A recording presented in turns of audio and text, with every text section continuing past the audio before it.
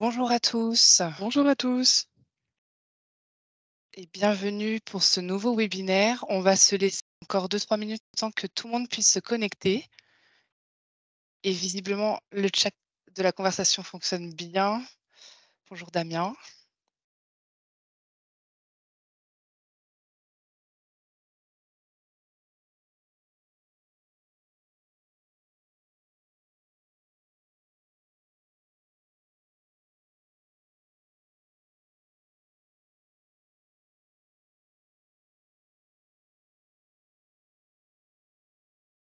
Bonjour à tous ceux qui nous rejoignent. On va encore attendre quelques petites minutes le temps que le chiffre des connexions se stabilise et ensuite on pourra commencer le webinaire.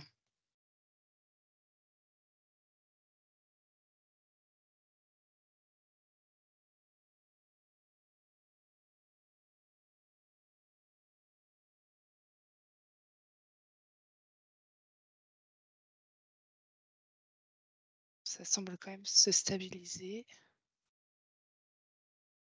On va peut-être pouvoir commencer. Donc bonjour à toutes et à tous. Merci de nous avoir rejoints pour, ce nouveau webinaire, ACT.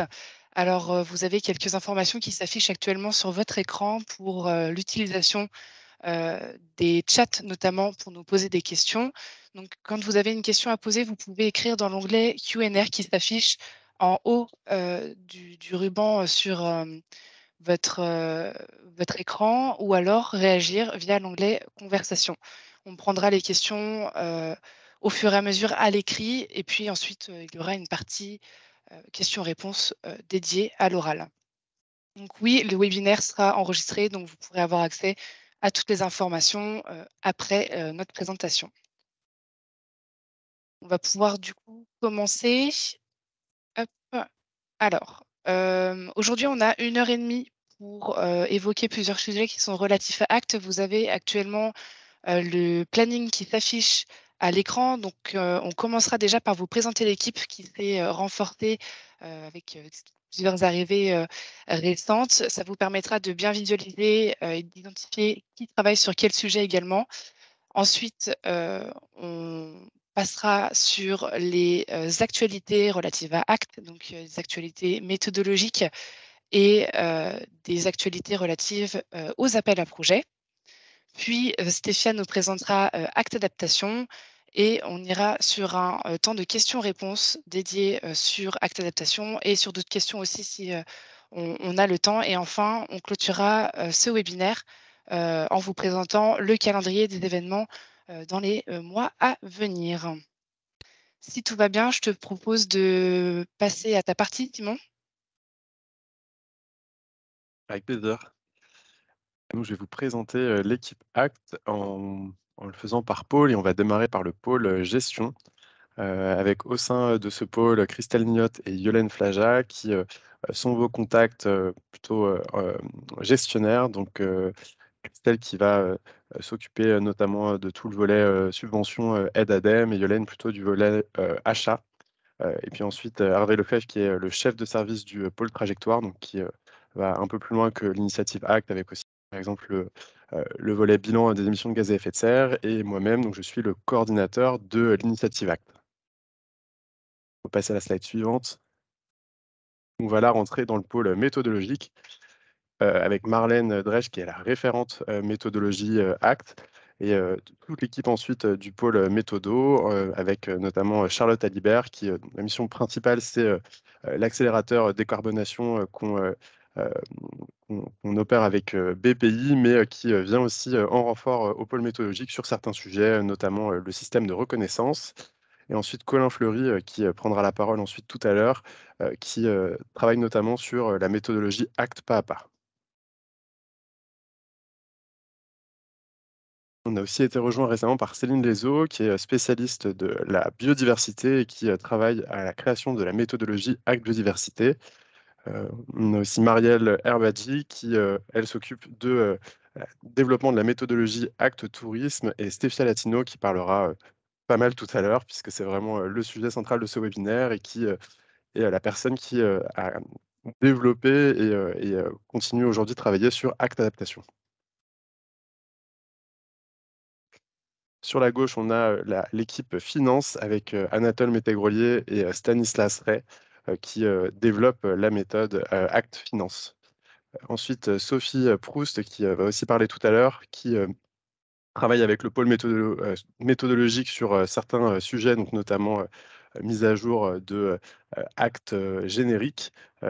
Et James Packer, qui lui est l'ingénieur plutôt, on va dire, spécialiste de l'outil, des outils actes, qui travaille à la mise à jour et à l'amélioration de ces outils. Effectivement, on partagera la présentation avec vous et je pense que les petits liens en dessous, contact, vous permettront d'écrire par mail peut-être à certaines personnes de l'équipe si vous en avez le besoin.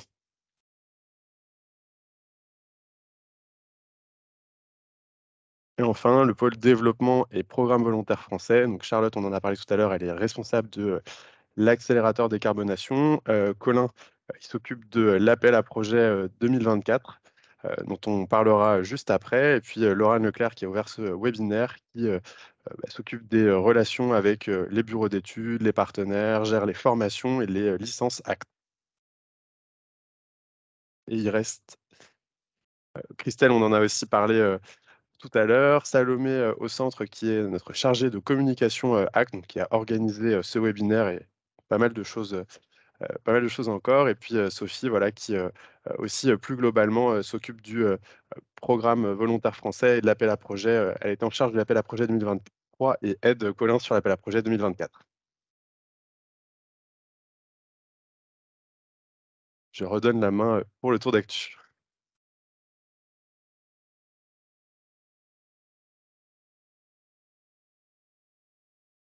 Bonjour à tous. Donc, je vais vous présenter les actus des méthodes ACT. Donc, comme l'a dit Simon, je suis Marlène Dresch, la référente méthodologie ACT pour ceux qui ne me connaissent pas.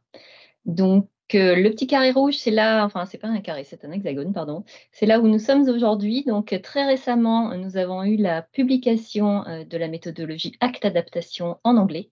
Mais je n'en dis pas beaucoup plus puisque Stéphia va vous révéler tout ça bientôt.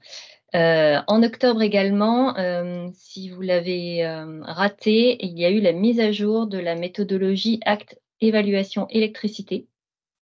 Donc, elle est disponible sur le site internet ACT.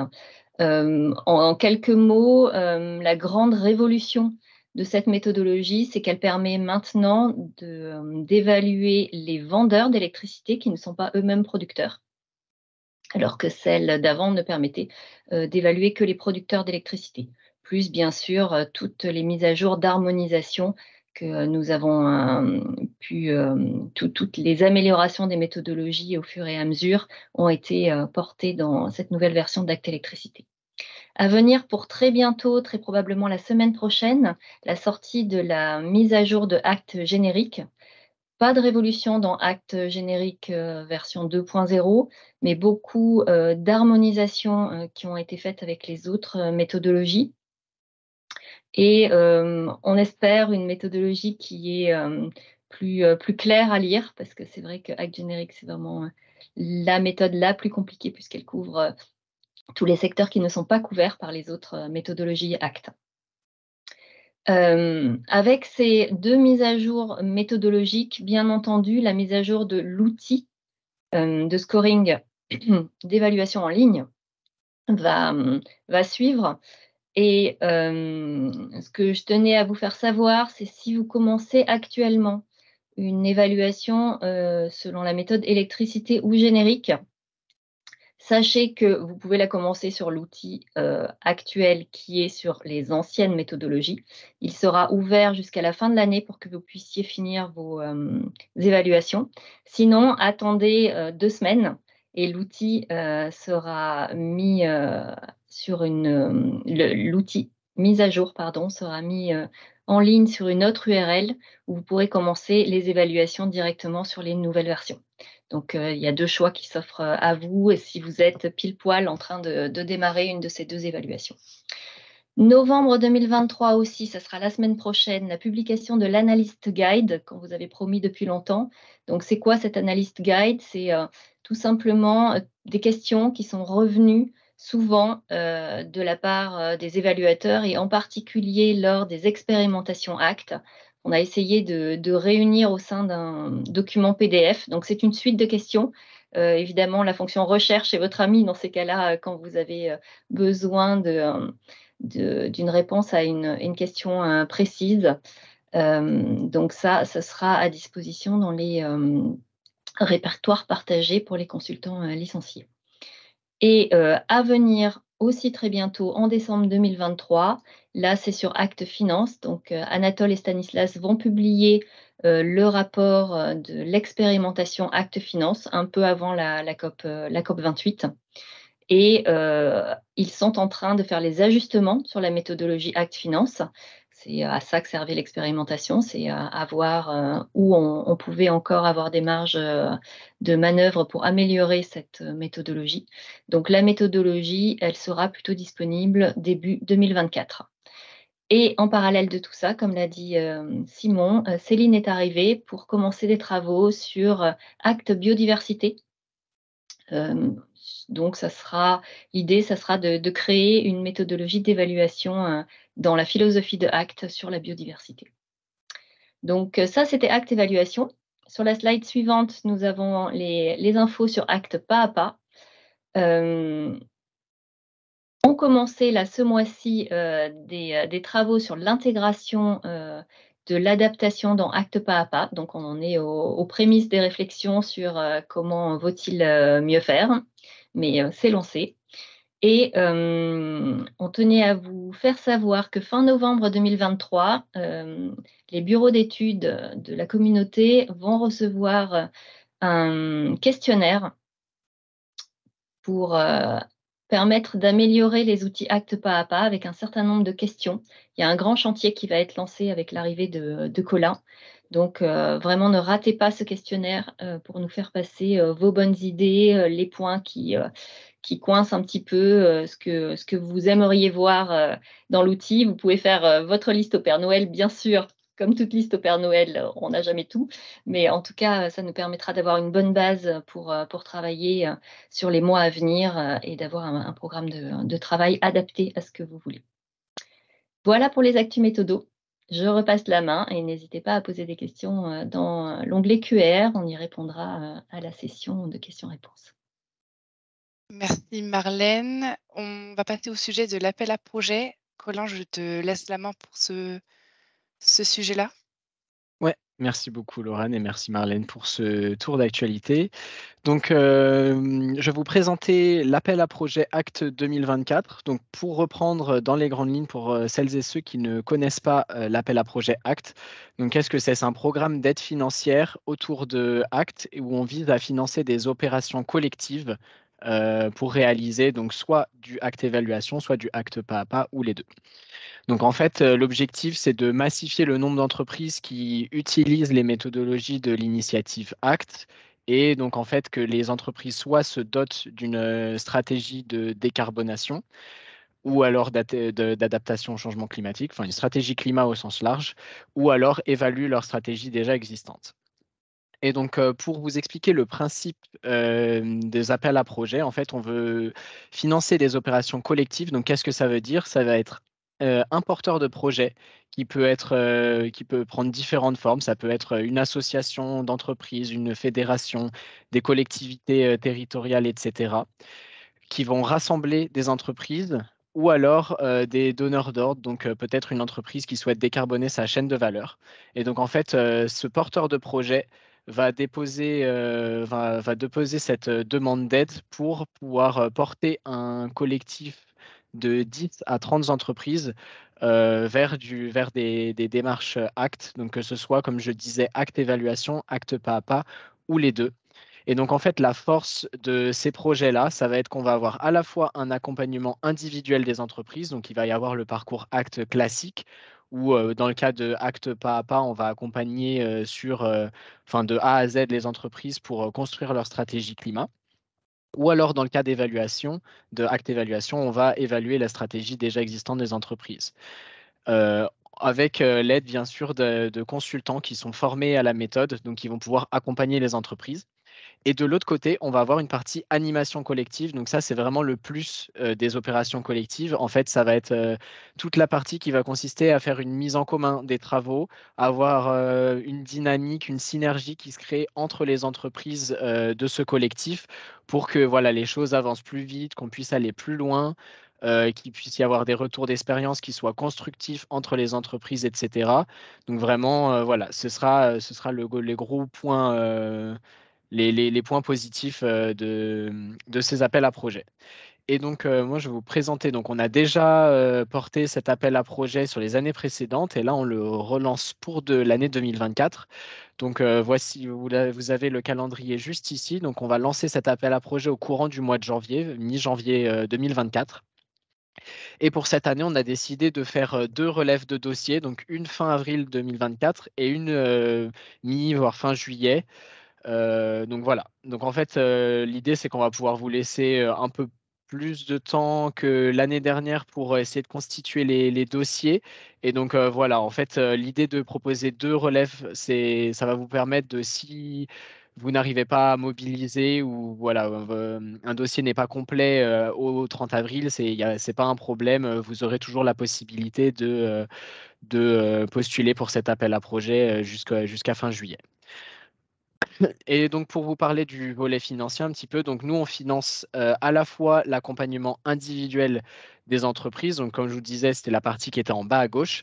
Donc, à hauteur de 50 à 70% du prix du projet, selon la taille de l'entreprise. Et ensuite, on finance aussi la partie animation, donc ça qui est porté par le porteur de projet, à hauteur de 70% maximum.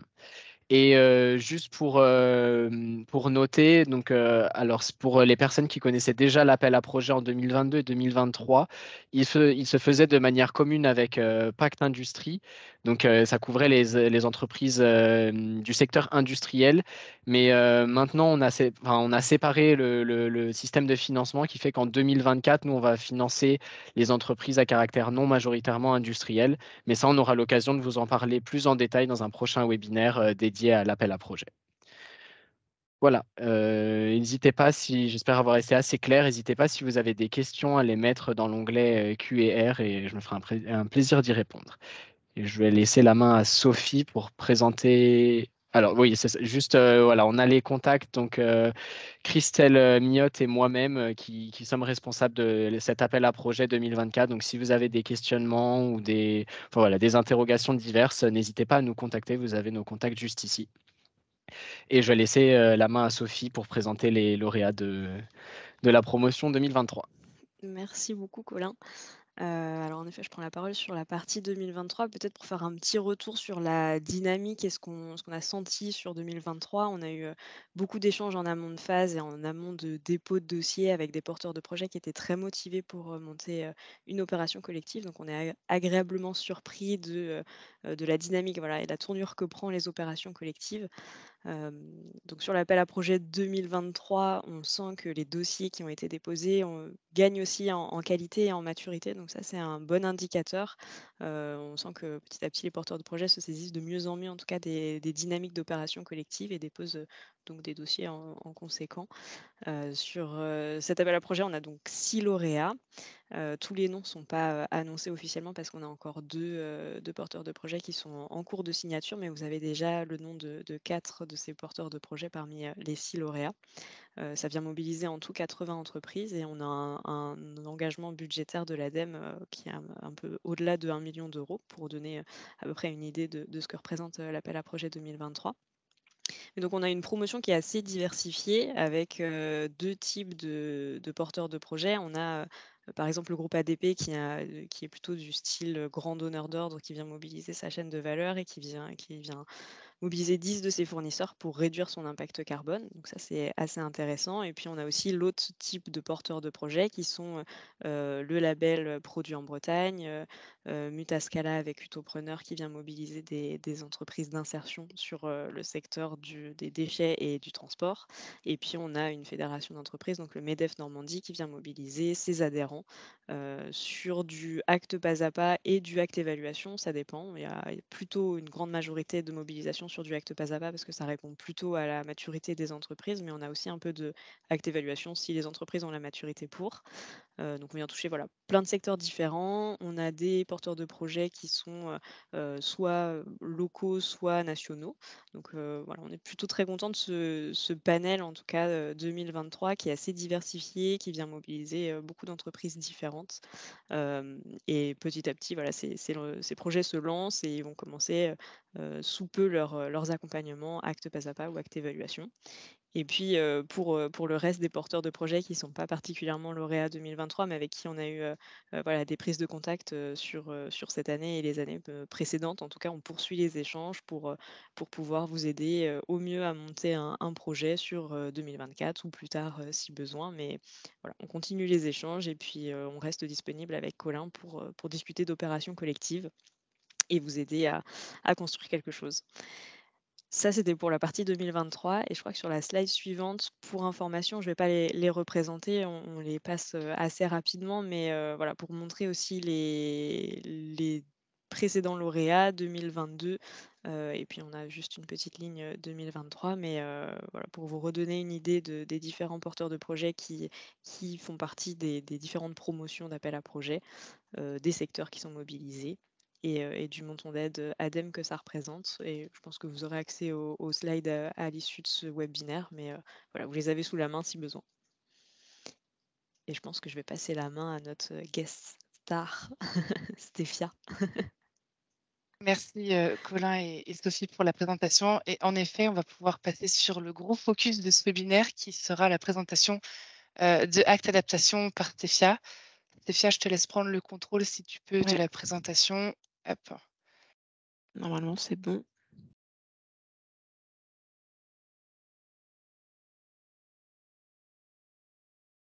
Ok. Donc bonjour à toutes et à tous. Donc merci pour tous ces éléments sur Acte. Et donc on va en effet passer à la présentation de la méthode Acte Adaptation qui est sortie en version finale et en anglais début octobre. Et qui a été donc développée aussi dans le cadre du projet Finance Climact. Donc, pourquoi avoir développé la méthodologie Acte Adaptation? Dans l'article 7 de l'accord de Paris, il y a un objectif aussi sur l'adaptation qui est d'améliorer la capacité d'adaptation, de renforcer la résilience et de réduire les vulnérabilités face au changement climatique. Mais on a pu constater qu'il y a un manque de cadre, ou il y avait un manque de cadre en tout cas standardisé pour analyser les risques physiques et évaluer la stratégie d'adaptation. Il y a des normes, il y a des cadres qui existent, mais ça reste des éléments qui sont très généraux, notamment par exemple sur l'ISO 1490 et 1491. Donc, on a décidé de développer ce cadre qui est spécifique et opérationnel pour évaluer la stratégie d'adaptation des entreprises, à la fois sur les risques physiques, mais aussi la gouvernance et l'adaptation. Et c'est une méthodologie qui est pour tout secteur, toute taille et toute localisation géographique. Les principes et la structure de cette méthodologie sont cohérents avec la partie décarbonation que vous connaissez déjà. Ça reste la même philosophie, la même façon de fonctionner avec des indicateurs, mais ces deux parties, elles sont indépendantes et elles peuvent être combinées, du coup, pour avoir une évaluation de la décarbonation et l'adaptation, pour avoir une évaluation de sa stratégie climatique globale. En ce qui concerne le développement méthodologique, pour présenter rapidement quelles ont été les étapes, on a d'abord eu un temps de, voilà, de recherche en interne et d'expertise pour voir quels étaient les éléments qui existaient concernant l'adaptation et pour avoir une première idée de matrice et d'indicateurs qui pourraient être utilisés et développés dans le cadre de Acte Adaptation qu'on a pu tester et on a pu questionner les entreprises sur les road tests ou alors les développements méthodologiques sectoriels de certains secteurs de décarbonation, donc notamment agri-agro, fer et acier, verre, papier, carton, aluminium ou encore chimie. Donc ça a permis d'avoir encore un autre niveau de développement, de rajouter certains éléments ou d'en modifier.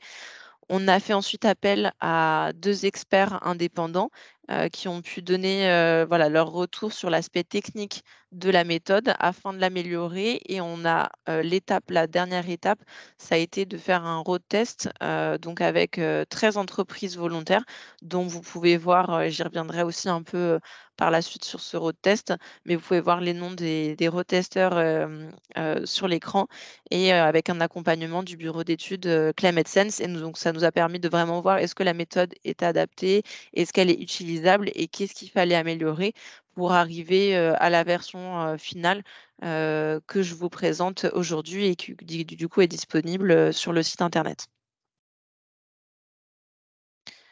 Donc, qu'est-ce que la méthodologie ACT Adaptation?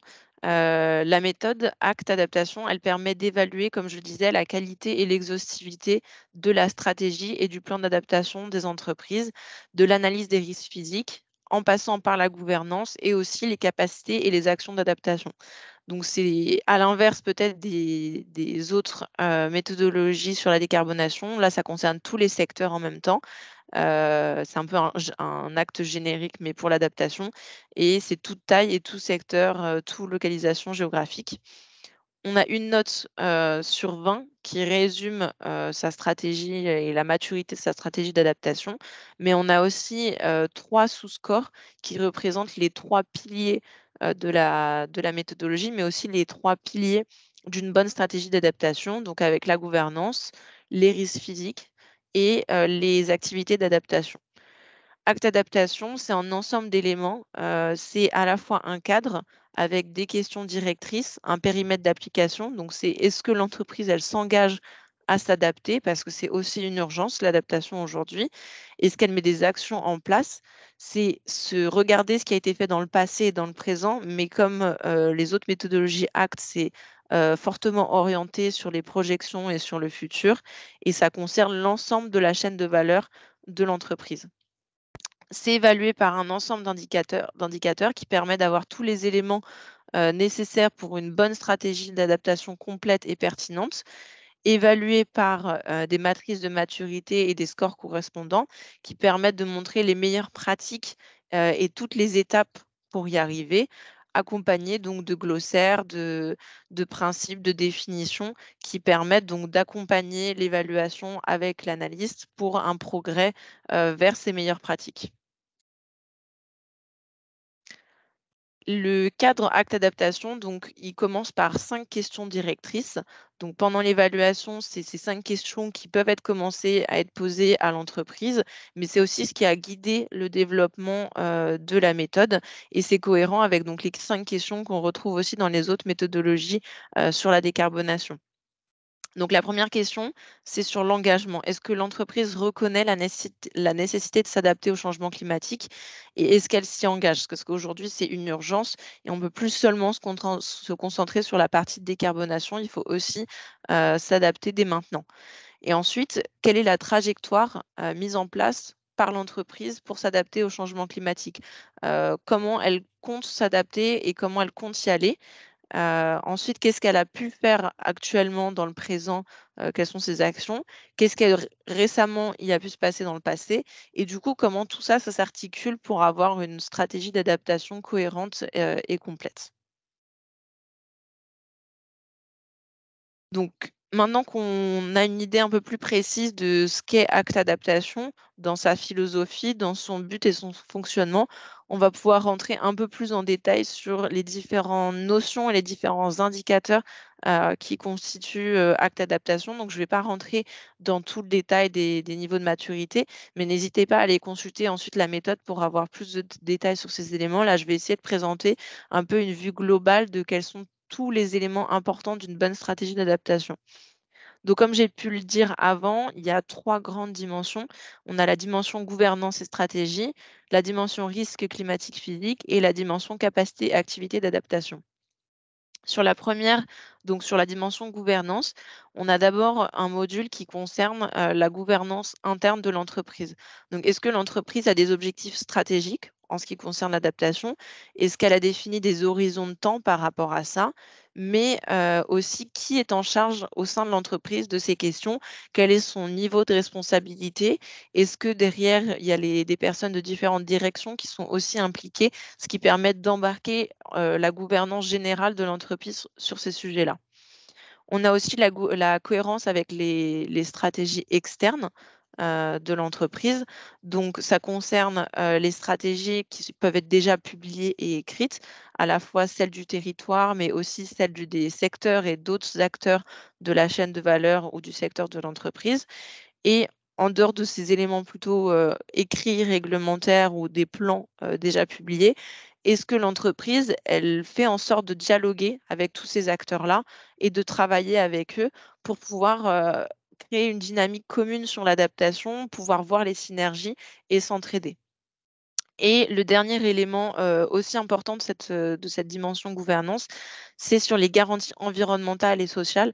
Ça, c'est un indicateur qui permet de s'assurer que la stratégie d'adaptation de l'entreprise, elle n'est pas faite en silo, en se concentrant juste sur l'adaptation, mais qu'elle vérifie aussi que ces actions, elles vont pas à l'encontre des éléments de décarbonation qu'elle a pu faire ou de la décarbonation des autres acteurs, mais aussi de s'intéresser à la pollution, la santé, la biodiversité et de prendre en compte tous ces aspects-là. Ensuite, sur la partie risque climatique physique, donc ça, c'est la deuxième dimension. Il y a 2 grands modules. Le premier module, c'est sur les données et la chaîne de valeur. Donc ça, c'est 2 indicateurs qui sont critiques, qui permettent de structurer l'évaluation et le cadre et l'étendue de l'étude de l'évaluation de l'entreprise. C'est à la fois quelles sont les données et scénarios climatiques que l'entreprise étudie par rapport à toutes ces questions d'impact du changement climatique. Donc, combien de scénarios, quelles données, quels horizons de temps. Et ensuite, ça permet d'avoir quels sont les événements climatiques les plus importants sur lesquels elle va se concentrer.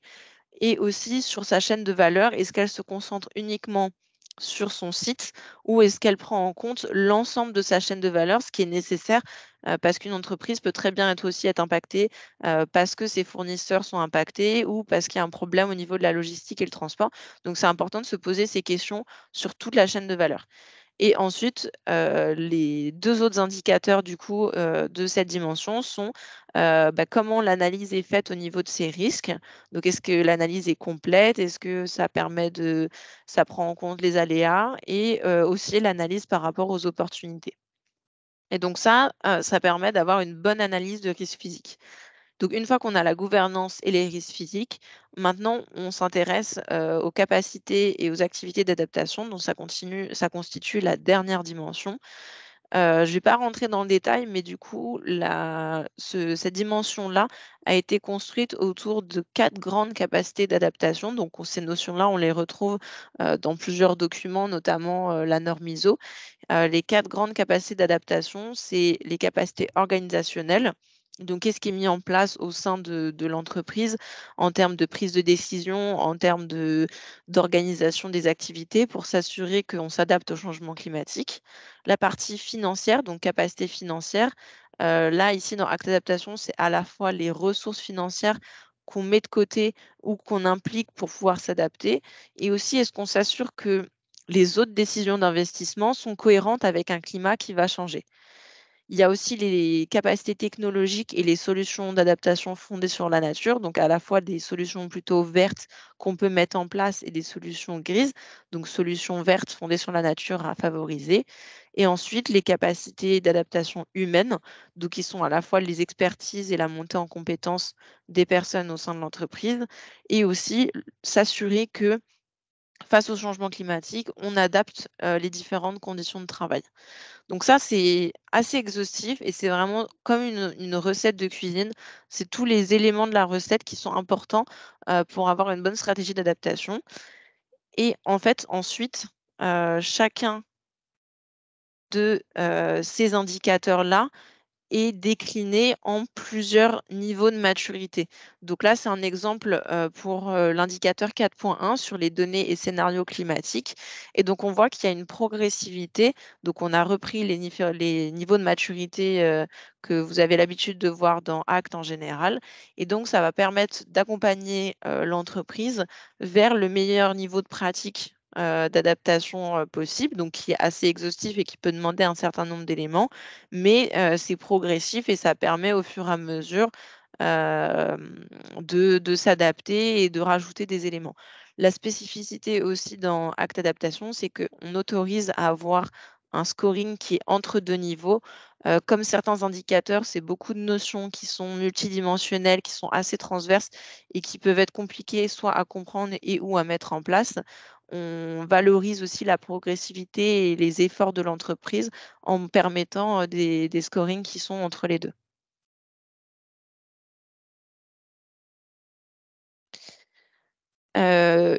Une spécificité aussi qu'on a mis dans la méthode Acte Adaptation, c'est une comparaison avec du coup les autres standards et recommandations donc, que j'ai pu mentionner. Donc il y a l'ISO, mais aussi avec la TCFD, le questionnaire du CDP ou encore la taxonomie.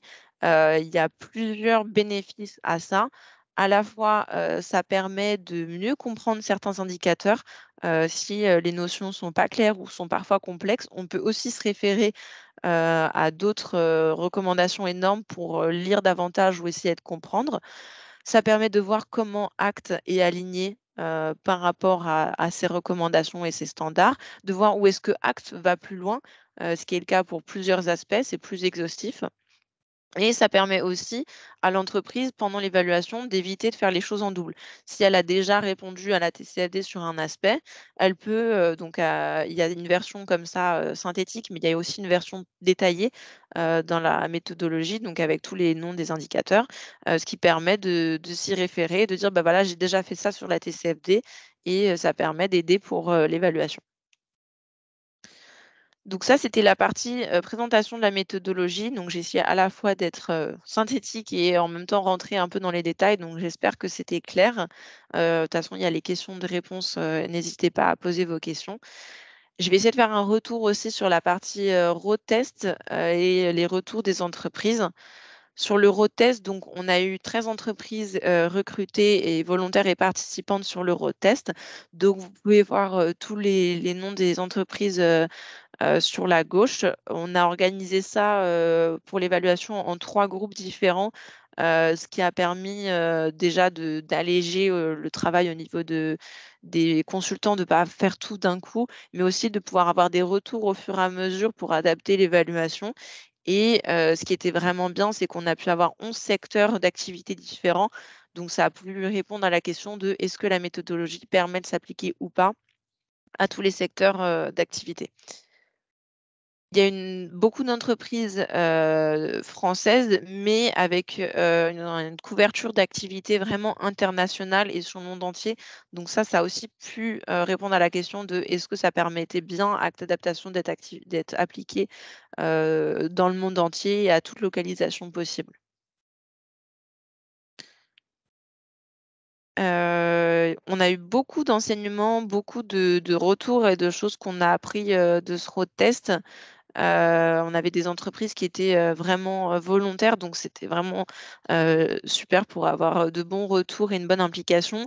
Aujourd'hui, je voulais partager avec vous 5 grands enseignements par rapport à cette expérimentation-là. La première, c'est l'adaptation. C'est une randonnée qui commence à peine, mais il reste pas mal de chemin. On a eu la chance d'avoir des entreprises impliquées dans le road test qui étaient parmi les plus matures sur le sujet de l'adaptation. Et pourtant, malgré ça, il y a quand même eu des notions qui ont été compliquées à comprendre, parfois même encore des confusions entre certaines activités. Est-ce que c'était des choses qui étaient parmi la décarbonation ou l'adaptation? Donc les efforts sont vraiment encore importants et il faut s'y mettre dès aujourd'hui.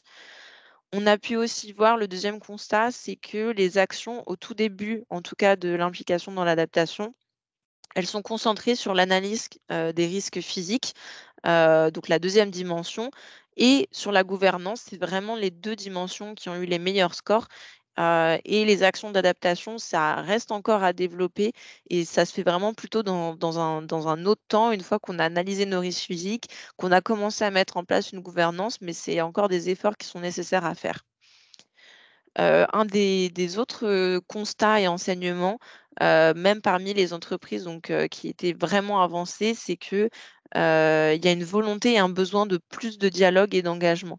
À la fois, c'est une condition un peu sine qua non pour pouvoir faire en sorte que l'entreprise s'adapte. Donc en interne, engager le dialogue et engager les personnes dans l'entreprise, mais aussi en externe. Et ça, c'était un peu un enseignement d'après, qu'est-ce qu'il fallait que les entreprises fassent de plus?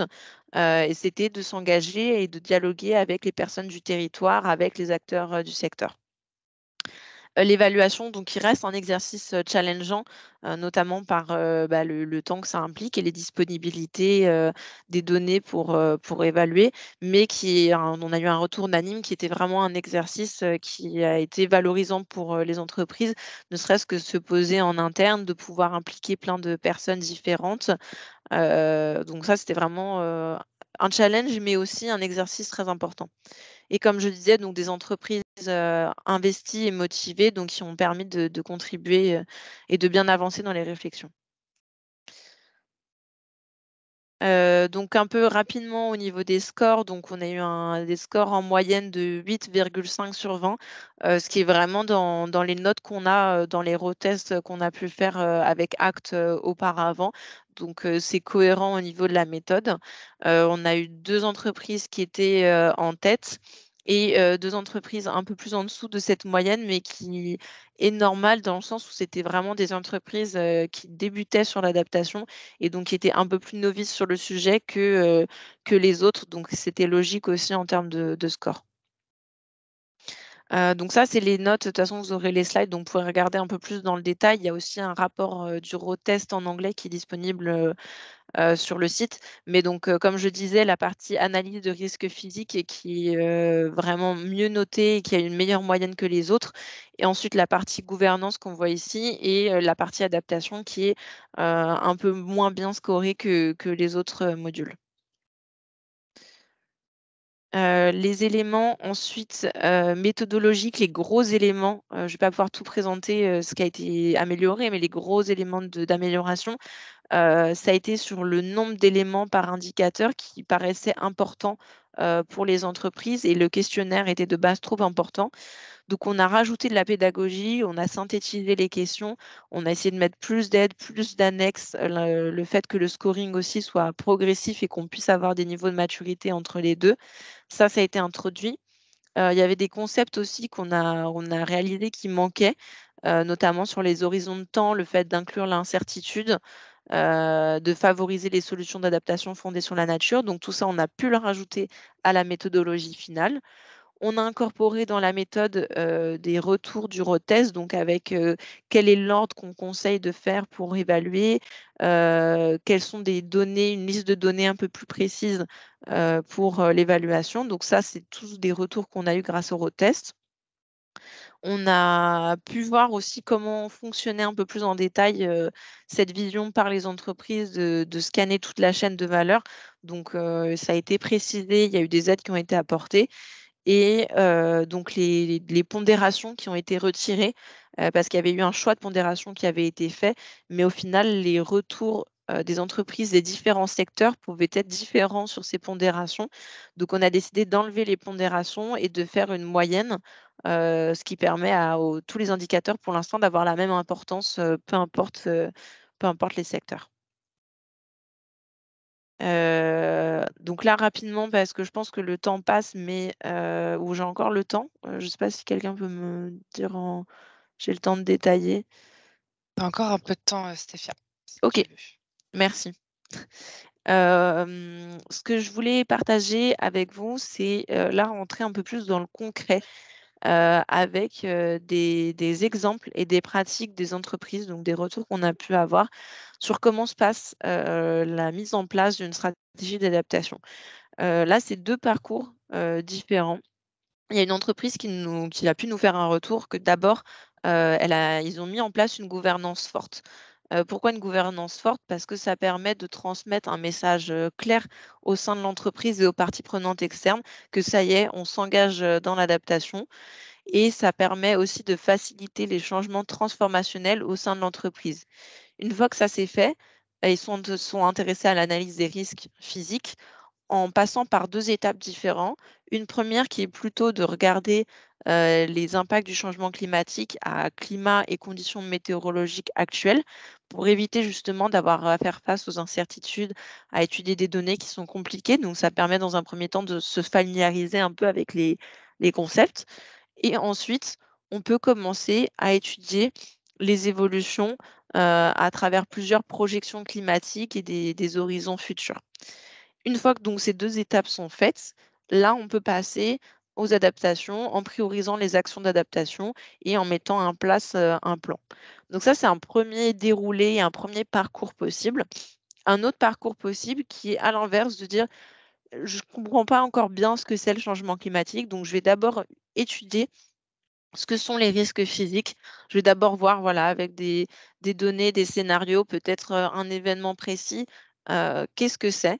Une fois que je comprends un peu mieux les implications qu'il pourrait y avoir pour mon entreprise, là, je vais pousser le sujet en interne. Je vais mettre en place la gouvernance à un bon niveau, dans mon entreprise pour s'assurer que, c'est un objectif, qui est un engagement qui est clair et ambitieux pour que l'entreprise s'adapte et après, je vais développer, des actions et un plan d'adaptation avec un conseil aussi qui est intéressant, c'est de, mettre en place, par exemple, un projet transverse, au sein de l'entreprise au début, pour s'assurer que les différentes personnes, dans les départements, et dans les différents, métiers de l'entreprise, sont impliquées pour travailler en transverse, sur le développement de la stratégie, d'adaptation, du groupe. Donc voilà, c'est 2 retours qu'on a trouvé précieux parce que ça permet de donner des exemples et de comprendre comment ça peut se passer, en pratique. 2 conseils aussi, on a pu demander, quels étaient les conseils pour, le développement, du coup d'une stratégie d'adaptation, quelles étaient les 1res étapes, possibles. Et du coup, un des premiers conseils, c'était de diviser le sujet en plusieurs parties pour le rendre plus gérable. Donc ça peut être au début, quand on commence, on ne sait pas où aller, on essaye pas d'être exhaustif et de couvrir, toute l'analyse d'un coup. On essaye d'abord de se concentrer peut-être sur un seul site avec un seul aléa pour utiliser des outils, comprendre les concepts, manipuler un peu les projections et ensuite une fois qu'on a compris sur un petit périmètre, sur un sujet, on va pouvoir étendre et dupliquer à une plus large échelle, cette analyse-là. Et l'autre conseil, c'est un peu celui que du coup j'ai donné, juste avant, c'est que mobiliser des personnes, et des employés à différents, au plus haut niveau déjà de l'entreprise, ça permet de progresser et d'envoyer un signal fort.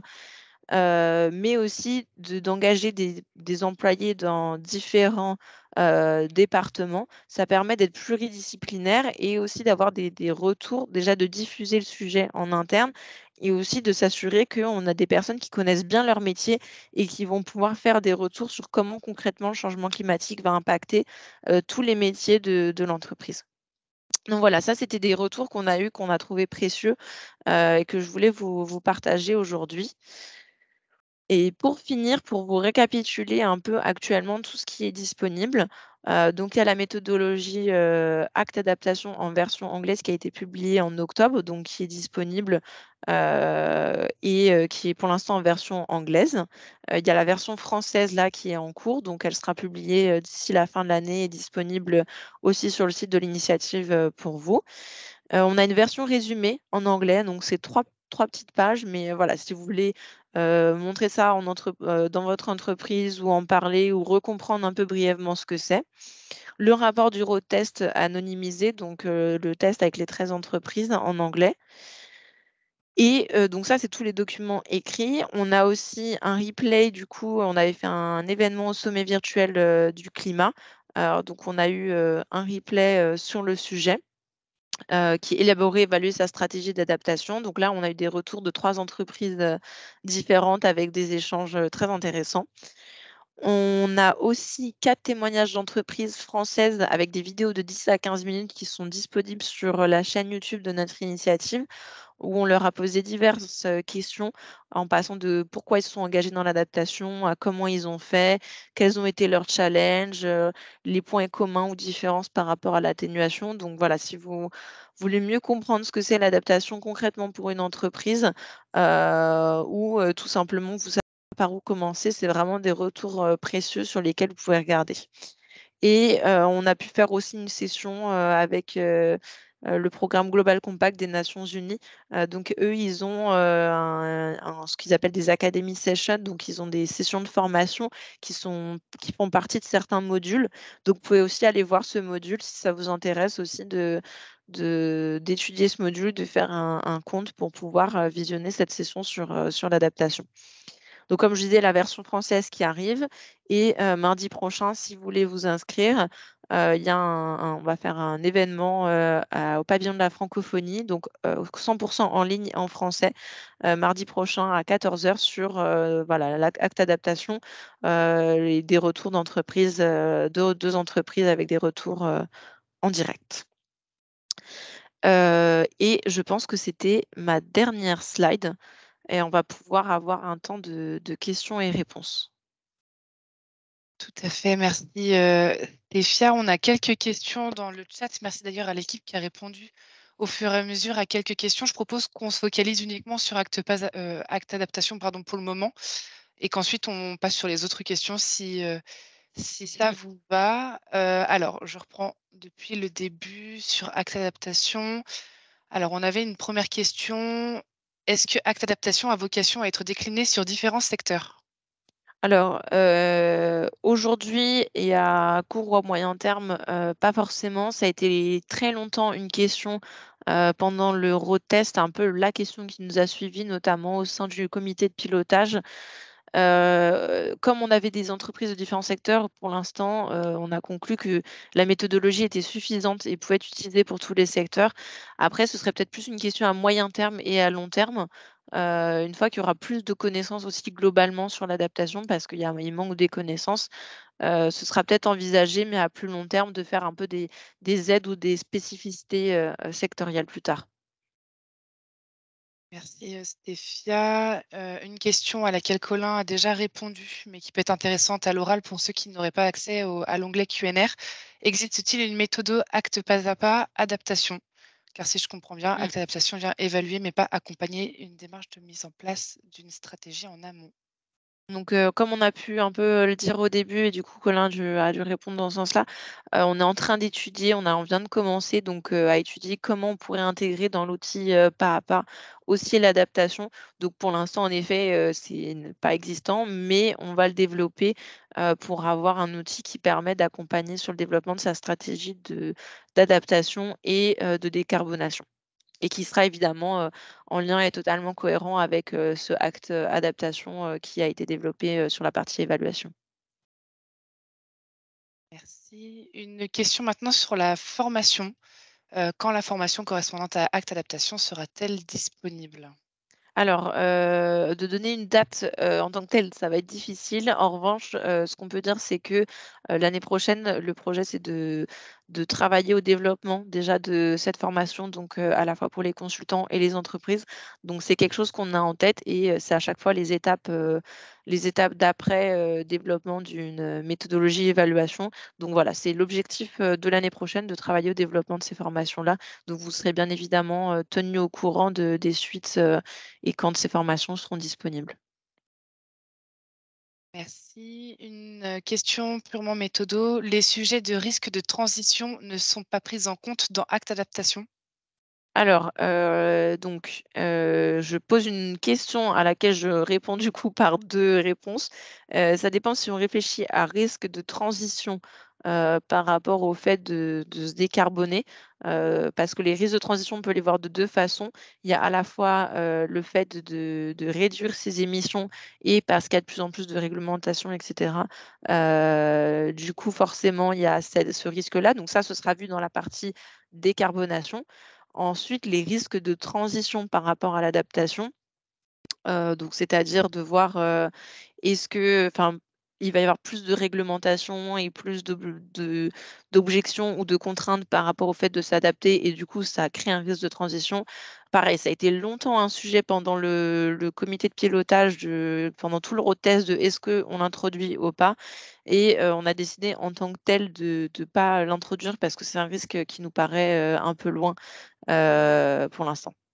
Et je vois que ma question porte sur les risques du passage dans un monde à net zéro. Et non, du coup, ça c'est dans les parties décarbonation que ce risque de transition est évalué.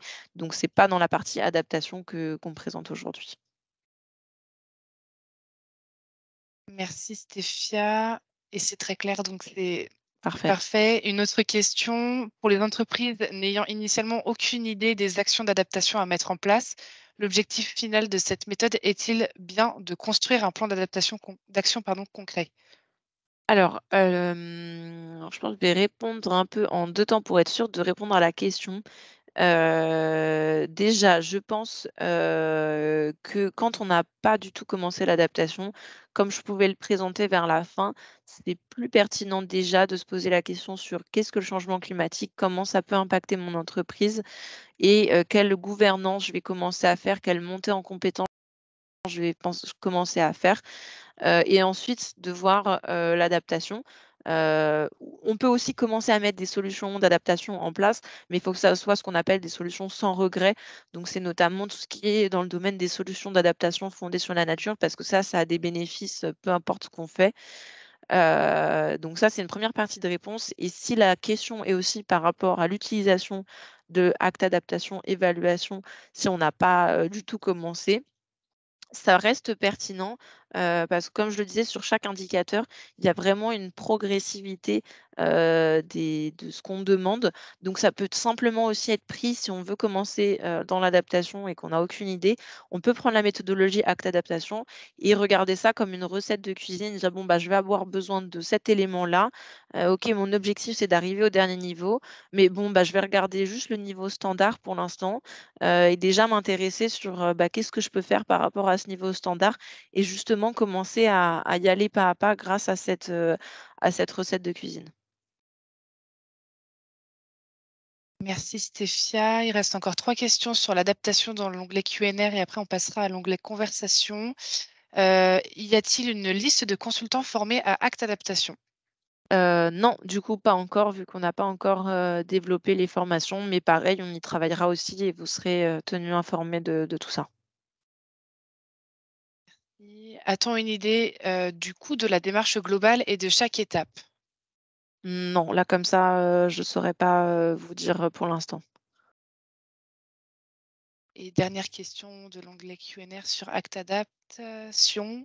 Y a-t-il une licence particulière pour utiliser un outil ADEME? Alors du coup, pour le fonctionnement, ce sera le même fonctionnement que la partie décarbonation. Donc la formation, analyste et la formation entreprise, permettra de la même façon d'avoir accès à l'outil avec, le même fonctionnement par rapport aux licences. Sur l'outil, je n'ai pas précisé, mais pour l'instant, c'est un outil, Excel, qui, est vraiment sur la même, philosophie et fonctionnement que la partie décarbonation. Donc quand vous aurez l'outil, vous n'allez pas, être perdu. Et l'autre, spécificité, c'est que comme on a gardé un outil Excel, on a eu pas mal de retours, sur la première version pendant le road test en disant que, l'outil, ça manquait d'accompagnement, parfois on s'y retrouvait pas ou c'était un peu trop complexe. Donc là, dans la dernière version, j'ai vraiment essayé de faire un outil qui est intuitif, où il y a pas mal d'aides. Les onglets sont vraiment séparés avec des onglets avec des infos, des onglets qui se remplissent tout seuls, on voit la progression. Une dimension, c'est un onglet, avec des cases qui permettent de vérifier ce que j'ai tout bien répondu ou pas. Donc voilà, ça reste un outil qu'on a voulu, intuitif. Parfait. Et une petite dernière question, de l'onglet Q&R. Existe-t-il des ressources de recommandations d'adaptation par secteur d'activité? Alors, dans les recommandations par secteur d'activité, je vais avoir du mal à dire, comme ça à l'oral, des données. En revanche, je peux donner les secteurs dans lesquels je sais qu'il va y avoir, plus d'aide que dans d'autres. Dans les secteurs du transport, il y a pas mal de documentation enfin, il commence à y avoir de la documentation, sur le sujet. Aussi, côté énergie, il commence à y avoir aussi pas mal, de documentation sur l'adaptation et l'énergie. Et je pense, côté bâtiment, ça peut être trouvé, mais enfin, il y a le côté bâtiment en tant que tel et parfois c'est pas distingué, bâtiment industriel, donc c'est un peu la problématique. Mais c'est vraiment les 3 secteurs que j'ai en tête, sur lesquels il commence à y avoir, des sujets et aussi sur l'adaptation, des employés et des conditions de travail. Ça aussi, il commence à y avoir des éléments, donc ça qui est transsecteur.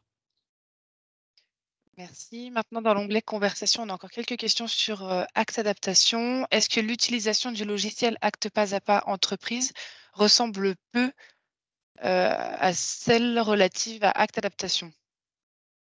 J'ai pas compris, pardon. Est-ce que l'utilisation du logiciel, je pense que c'est l'outil, Acte Pas Stéphia, Entreprise, ouais. ressemble à l'outil Acte Adaptation?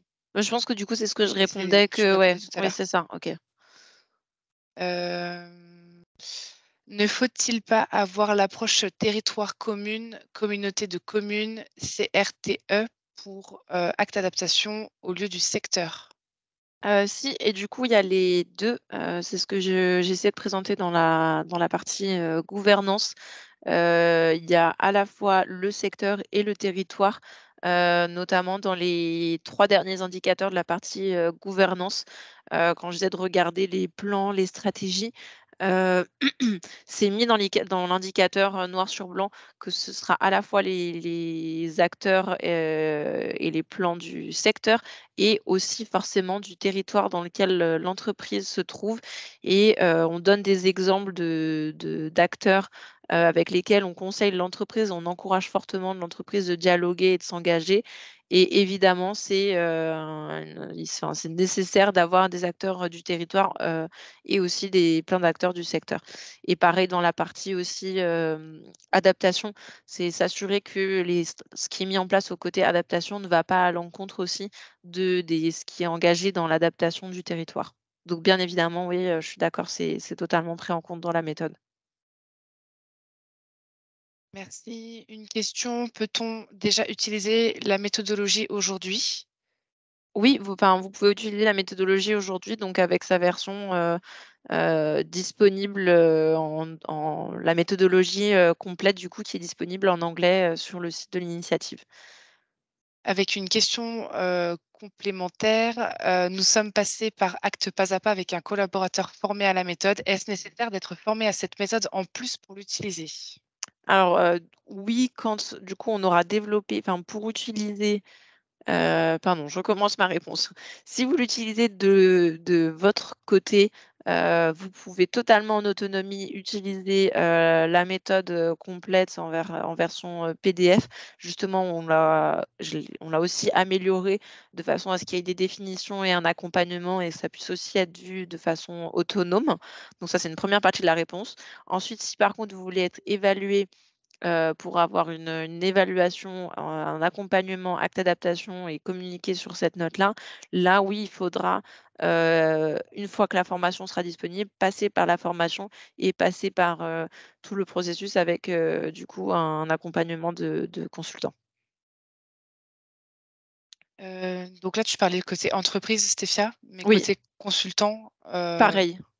c'est la même C'est le chose. même en fait, on calque le fonctionnement ce sera le même fonctionnement que sur la partie décarbonation. Merci. Une dernière question. Est-ce que Acte Adaptation aborde les dimensions sociales relatives à l'organisation du travail et des métiers? Exemple, décalage des heures de travail en période de forte chaleur? Oui, totalement. Ça, on a décidé comme c'était un sujet vraiment important, de dédier un indicateur spécifique à ça et donc ça, c'est l'indicateur, 9.3, donc le dernier indicateur sur la partie, adaptation, des mesures de travail et des conditions de travail. Merci Stéphia. Et je vois une dernière question qui est arrivée entre-temps. Quel est le lien avec la méthode Okara? Alors, la méthode Okara, c'est totalement complémentaire à cette méthode acte-adaptation. La méthode acte-adaptation, c'est vraiment sur la stratégie de A à Z et on ne dit pas comment il faut que l'entreprise fasse. Ça, c'est vraiment à l'entreprise de voir dans le détail quel outil elle veut utiliser, comment elle veut faire les choses. Acte-adaptation permet de voir comment est-ce qu'on peut bien faire les choses et ensuite, Okara se concentre sur la partie d'analyse des risques. Donc c'est une petite partie de la partie, acte adaptation et Okara va vraiment dire comment faire les choses et accompagner. Donc les 2 sont en articulation et il y a pas mal d'entreprises, donc qui étaient parmi les entreprises road testeuses, qui justement étaient passées par Okara et ont fait ensuite acte adaptation. Donc c'est vraiment le parcours logique. Heu Et je vois la question sur, ça, il y avait déjà été posé sur le coût de la démarche globale et de chaque étape, et là, je pourrais pas répondre comme ça, c'est, un peu compliqué, à chiffrer, là. Merci Stéphia pour ces questions-réponses. On arrive au bout. J'ai l'impression, dans tous les cas, ton contact est dans Oui. la présentation. Comme on vous l'enverra, vous pourrez contacter Stéphia si vous avez besoin d'informations complémentaires. Je vous propose de passer peut-être 5 ou 10 minutes sur le reste des questions, donc sur l'appel à projet ou sur d'autres sujets, méthodos ou autres. Donc, je vais énoncer les questions et puis j'inviterai les référents des sujets à répondre s'ils le peuvent. Alors, on a une question déjà, si je reprends dans l'ordre chronologique, sur les formations, sur les sessions à destination des consultants. Donc là, sur l'atténuation, alors de nouvelles sessions, actes pas à pas, consultants vont s'ouvrir pour 2024. Donc, on vous invite à consulter régulièrement le site. Ce seront des sessions pour janvier, février et mars. Donc, dès que vous pourrez vous inscrire, nous vous invitons à vous inscrire assez rapidement. En tout cas, il y aura de nouvelles sessions. On a des questions appel à projet, mais je vois que Sophie et Colin, vous y avez répondu. Donc, est-ce que ça vaut le coup qu'on les redise à l'oral? On avait des questions sur les critères de choix, ce qui peut être assez intéressant. Est-ce qu'il y a des critères particuliers pour pouvoir être sélectionné en tant que porteur de projet? Alors oui, en effet, je sais pas Colin, je prends le début de la réponse, n'hésite pas à compléter si jamais, tu vois d'autres informations à apporter. Mais, c'est vrai qu'on l'avait pas reprécisé, mais dans les slides, on vous a mis le lien vers l'appel à projet 2023 qui est toujours, actif mais plus ouvert. Mais ça n'empêche que, vous pouvez retrouver sur le site Agir pour la transition le lien de l'appel à projet et notamment le texte de l'appel à projet. Donc c'est vraiment ce qui détermine le périmètre, les cibles, les types d'accompagnement qui sont recherchés et mobilisables dans l'appel à projet, mais aussi on détaille toute la partie critères d'évaluation. C'est quelque chose que vous pouvez retrouver donc directement dans le texte sur le lien Agir pour la transition. Et voilà, ils sont, ouverts publiquement et disponibles, donc il n'y a pas vraiment de secret, en tout cas, sur l'évaluation même des projets. Tout est dedans, tout est dans le texte, donc n'hésitez pas à le consulter pour, donc là, c'est relatif à l'appel à projet 2023, mais pour 2024, ce sera sensiblement la même chose. Il n'y aura pas de grosses révolutions, en tout cas, sur ces critères d'éligibilité et d'évaluation des projets. Et donc le lien pour l'appel à projet 2024 sera, disponible à partir du 15 janvier au moment de l'ouverture de l'appel à projet et de toute façon vous serez mis au courant via, j'imagine une lettre, de la part de l'Initiative ACT, et d'un webinaire qui suivra par la suite. Donc voilà, vous aurez toutes les informations nécessaires. Merci Sophie. On a une question méthodo. Marlène, j'ai vu que tu avais répondu, mais on peut peut-être en parler quand même à l'oral pour ceux qui n'ont pas accès à l'onglet. Savez-vous quand sortira la méthodo agro-agri de ACT? Alors effectivement, je vais redire ce que j'ai écrit, c'est un des prochains grands chantiers, méthodo effectivement qu'on a remis à plus tard, pendant toute l'année 2023. Donc, on peut espérer une sortie de cette, méthode à la fin du premier trimestre 2024. Merci Marlène. Je remonte les questions au fur et à mesure.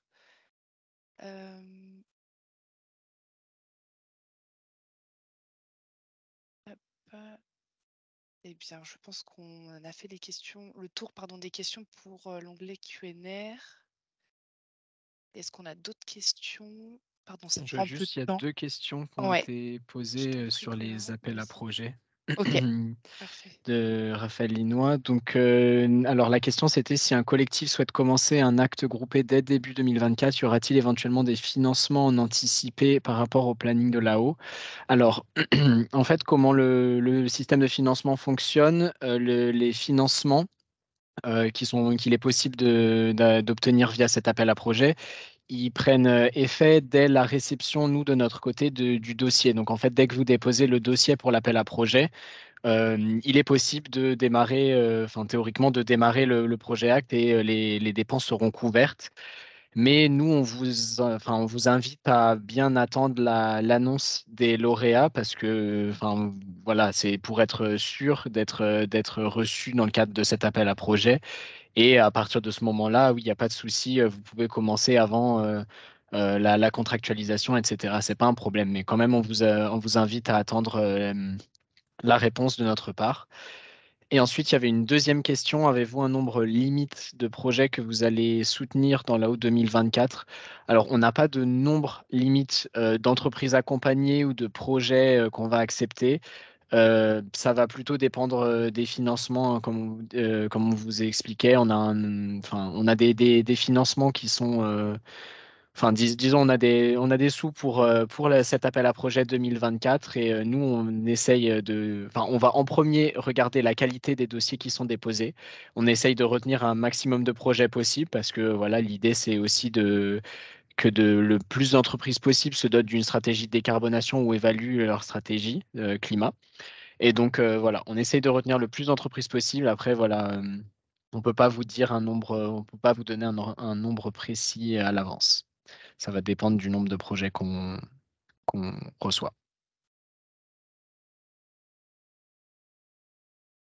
Parfait, merci Colin. J'ai l'impression qu'on a fait le tour de tous les onglets. Arrêtez-moi si je me trompe, j'ai peut-être manqué une question. Si j'ai rien manqué, je profite de ce moment pour vous préciser. Donc, on a parlé de beaucoup d'actualités et on va vous tenir au courant, notamment par mail. Donc, pour information, nous avions envoyé un questionnaire au mois de septembre, un questionnaire pour mettre à jour les données des consultants. Donc, n'hésitez pas à mettre à jour vos données. Donc, c'est pour le site internet, puisqu'on met en avant les consultants qui sont formés acte pas à pas et acte évaluation sur notre site internet pour que les entreprises puissent vous contacter. Donc, n'hésitez pas à mettre à jour vos données, vos coordonnées pour le site internet, mais également pour nous. C'est-à-dire que si vous avez changé par exemple d'entreprise et que vous n'avez pas eu le questionnaire, n'hésitez pas à revenir vers nous pour qu'on mette à jour vos données dans notre base et sur le site internet pour que vous puissiez tous avoir accès aux futures informations. Et ça permettra aussi à Colin notamment de pouvoir envoyer son questionnaire sur l'évolution des outils acte pas à pas à un nombre de personnes intéressantes.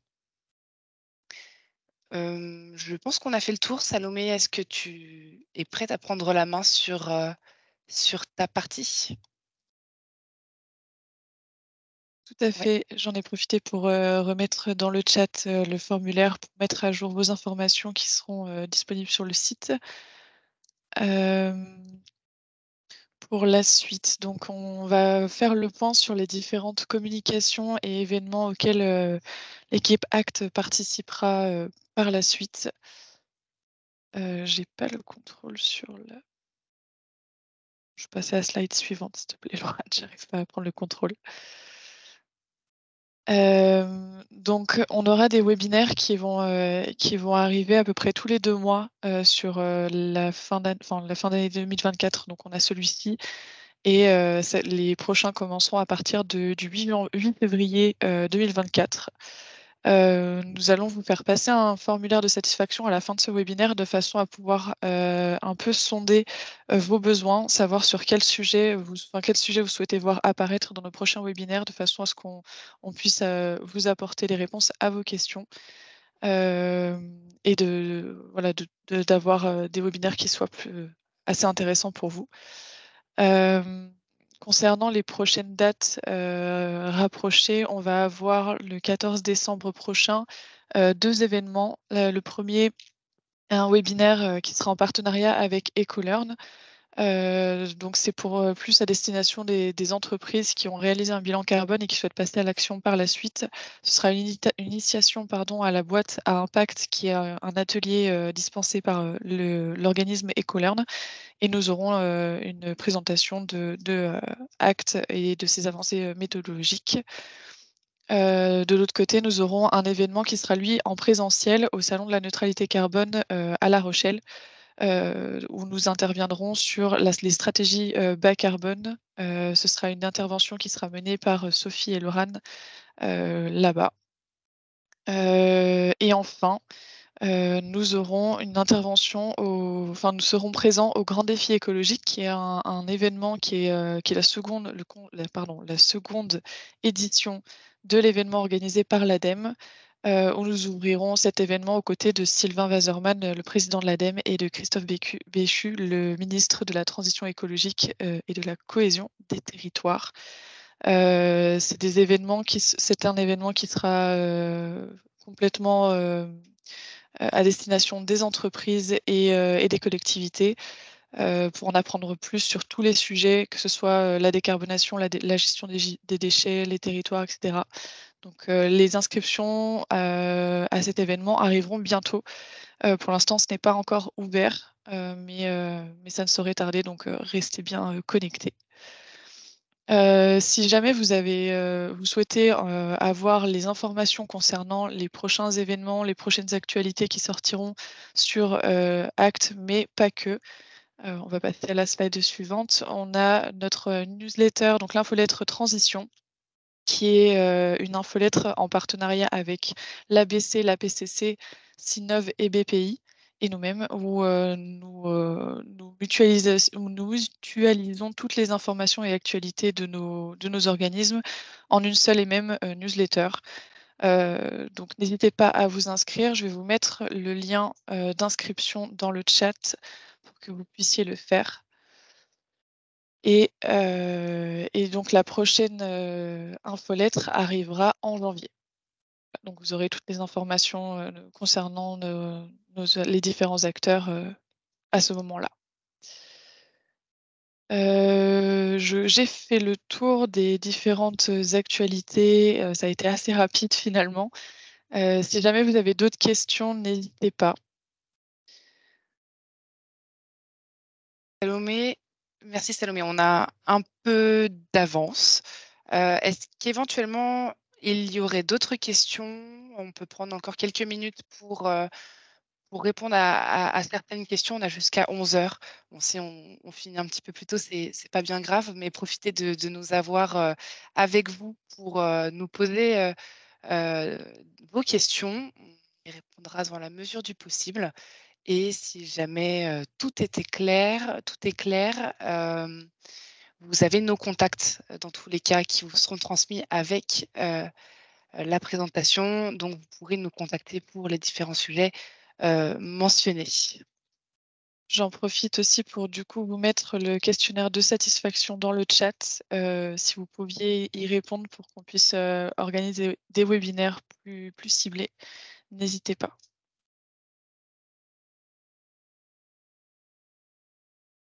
Et je vois qu'il y a une main levée. Alors, je ne sais pas si on peut donner la parole. Je pense qu'il faut que vous passiez par le chat, soit via l'onglet Q&R. Ouais, on peut autoriser les micros. ouais. Bon, très bien. Est-ce que vous avez réussi à l'ouvrir? Virginie, normalement, vous avez le micro activé.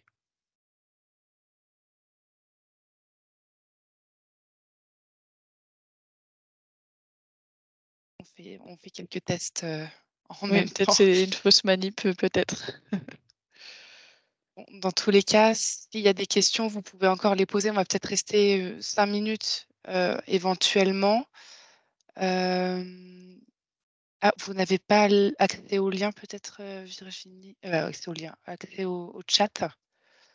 Vous pouvez mettre votre question là où vous écrivez actuellement. On pourra voir votre question.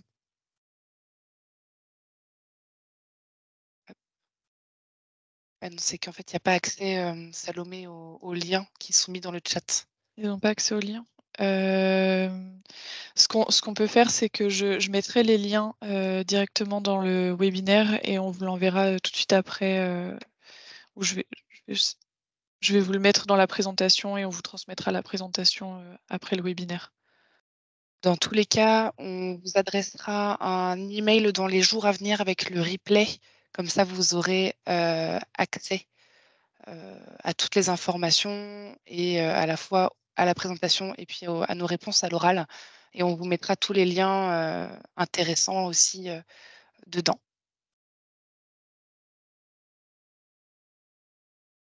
Eh bien, si tout est bon, tout est clair, on va pouvoir vous laisser. Merci encore de nous avoir rejoints pour ce webinaire. C'est vraiment chouette de pouvoir avoir des moments pour échanger avec vous sur nos actualités et c'est l'occasion aussi de répondre aussi à vos questions. Donc merci encore et puis on se retrouve bientôt, soit lors d'un événement, soit lors du prochain webinaire et on vous enverra toutes les informations en temps voulu.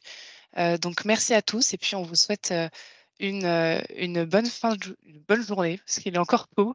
Une bonne journée et puis on se retrouve très très vite. Merci Merci à beaucoup tous. et bonne journée. Bonne journée. Bonne Merci, journée, bonne merci. journée.